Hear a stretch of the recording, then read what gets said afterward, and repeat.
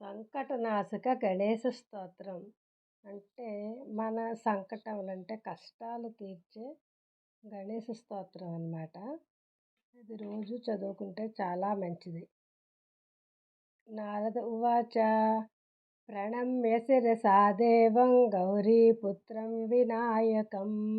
భక్తావాసుం స్మరే నిత్యం ఆయుః కామార్థసిద్ధయే ప్రథమం వక్రతుండం చ ఏకదంతం ద్వితీయకం తృతీయం కృష్ణపింగాక్షం గజవక్త్రం చతుర్థకం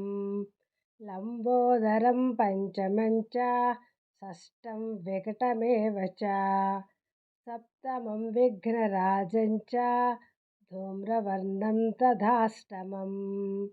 నవమం బాలచంద్రం చ దశమంతు వినాయకం ఏకాదశం గణపతిం ద్వాదశంతు గజాననం ద్వాదశైతాని నామాని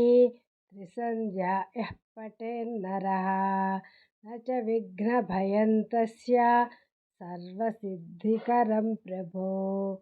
విద్యార్థి లభతే విద్యాం ధనార్థి లభతే ధనం పుత్రార్థి లభతే పుత్రాన్ మోక్షార్థి లభతే గతిం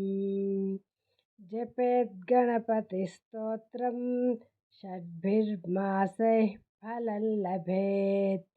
సంవత్సరేణ సిద్ధిం చ లభతే నాత్ర సంశయః అష్టభ్యో బ్రాహ్మణేభ్యశ్చ లిఖిత్వా యః సమర్పయేత్ తస్య విద్యా భవేత్ సర్వా గణేశస్య ప్రసాదతః ఇది శ్రీమన్నారదకృత సంకటనాశ గణేశ స్తోత్రం.